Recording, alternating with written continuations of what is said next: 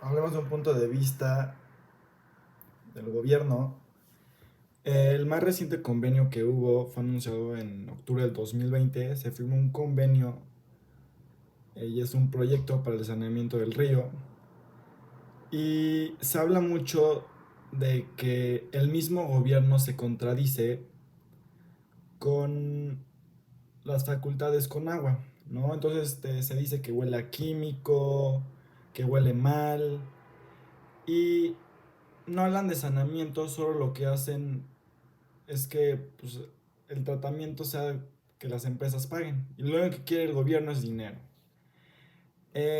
La planta que se construyó o sea, para que haya un saneamiento de las aguas, pues está saturada.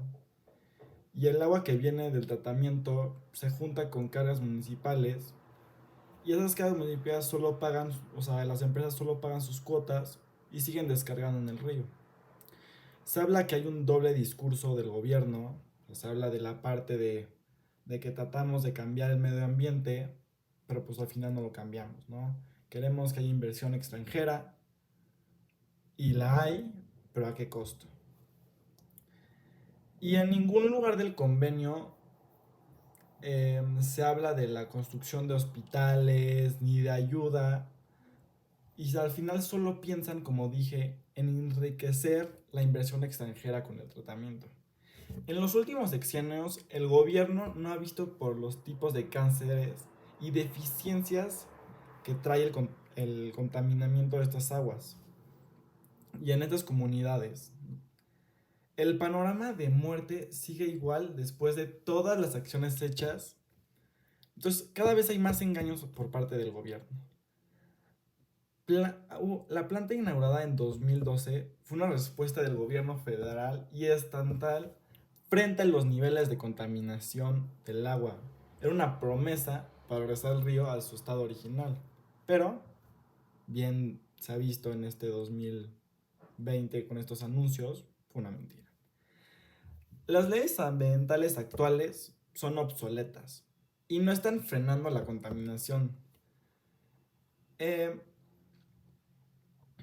La presa Corona, que está encima del cauce del río Santiago, es el río que andamos hablando, en el municipio de Chapal, pues está totalmente contaminado. La Comisión Estatal de Derechos Humanos de Jalisco y el Tribunal Latinoamericano del Agua pidieron que el Salto y Juanacatlán fueran declarados zona de emergencia sanitaria. Pero la petición fue ignorada y en su lugar, además de medidas que los ambientales señalan como maquilleo. O sea que al final el gobierno no está haciendo nada para lidiar con este problema de contaminación y lo único que ven es el potencial extranjero para ganar dinero. Hablemos ahora sobre el punto de vista de la población. Gracias a los documentales La presa del ahogado y el río más contaminado de México, nos pueden ayudar a ver este punto de vista de las comunidades que viven cerca del río. El primer punto que se aborda es que las personas están desinformadas, de que iba a haber una planta, de que iba a haber toda una industria alrededor del río, y esa industria que iba a contaminar pues, el río. Eh, También en estas comunidades son comunidades bastante pobres y las personas pues, pues no tienen luz, no tienen ni luz en sus casas. Estas mismas personas no ven cambios y cada vez lo ven peor. Y las personas no se pueden mover de sus casas justamente porque no tienen el dinero suficiente para irse.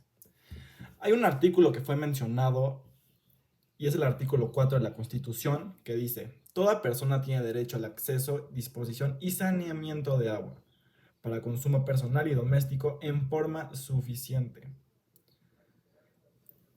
Y este artículo es totalmente, o sea, no falso, pero no se está cumpliendo en esas comunidades. Raúl Muñoz Delgadillo, que es presidente ciudadano de Defensa Ambiental de Salto, Jalisco, que es de donde está el río,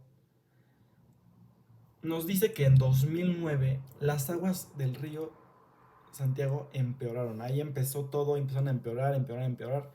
Y resultados en 10 años, ¿qué ha pasado? Que van de peor en peor. ¿Y qué pasa? Que hay más muertes a causa de eso. En 2021 el índice de muertes no ha disminuido. Las aguas ni se han regenerado.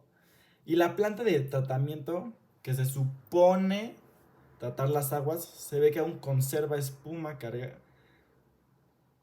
Pues se ve que aún conserva espuma, que los metales pesados siguen ahí, que no hay transparencia en el agua, llegan malos olores y por eso la gente no le gusta vivir ahí, que además de toda la contaminación que hay en el río.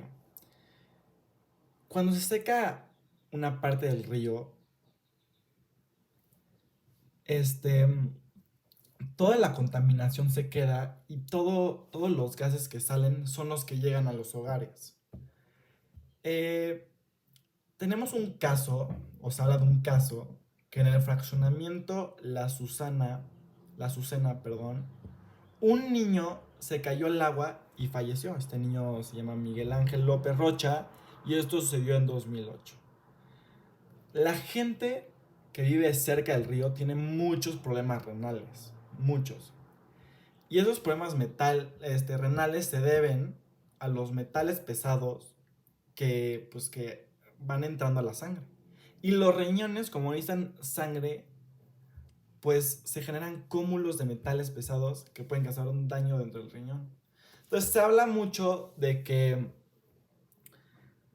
hay tantas causas que por el río en estas comunidades, como por ejemplo la pesca, se habla de que ya no hay pescados en el río, ya no hay aves, y la comunidad lo único que busca es un cambio, ser escuchados por el gobierno, lo cual no lo son.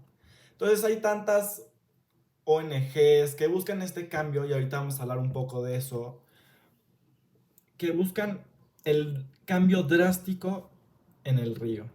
Porque el río es una parte fundamental de esta cultura, de estas comunidades. Y se habla mucho de los ancianos o de las personas ya mayores que pudieron disfrutar de la comunidad del río. Y la cual esas personas sienten un dolor muy grande al saber todo lo que está pasando. Y cómo este río ha cambiado la vida de tantas personas de la comunidad. Ahora hablemos desde un punto de vista industrial. La mayoría de la inversión que hay, de las industrias que hay, son extranjeras.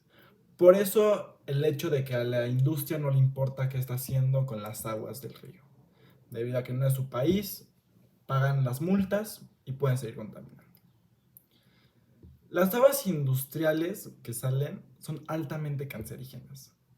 En las aguas principalmente hay azufre, y cuando este azufre se fermenta con oxígeno, se hace un anaeróbico y se genera gas sulfídrico, que es corrosivo, y esto por inhalarlo, el gas sulfídrico lo que va a pasar es que tus pulmones van a llenar de agua ácida y por eso la gente empieza a morir. En los años 70 se instalaron fábricas y estas fábricas generaron tal contaminación que ya no hay peces, que ya no hay vida en el río. La descarga de cromo ha generado que los árboles mueran.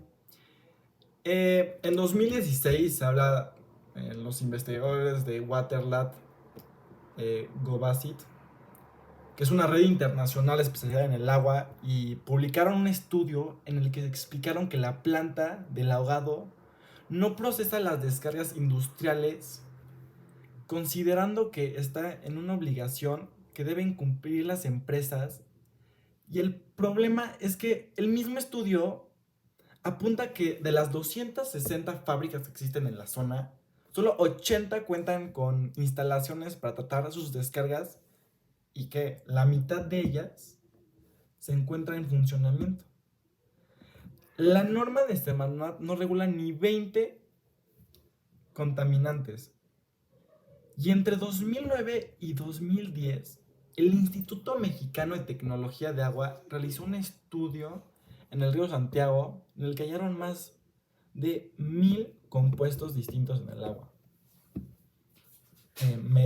Donde había metano, acetona, butano, que son metales no tan tóxicos, pero también podemos hallar metales como el cromo, que es cancerígeno, neurotóxico, hepatotóxico, nefrotóxico, o podemos hallar cianuro, que es neurotóxico, entre otras, arsénico, cancerígeno.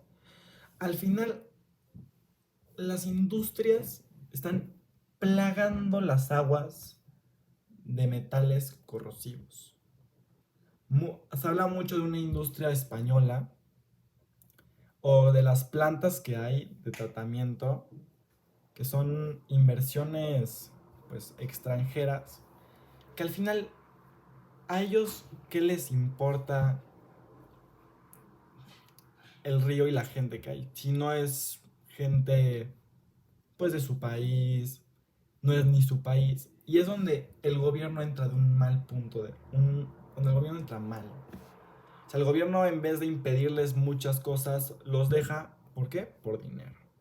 Entonces, las industrias tienen una visión, puedo yo decir desde mi punto de vista, sí muy malo, pero que en términos de dinero es entendible.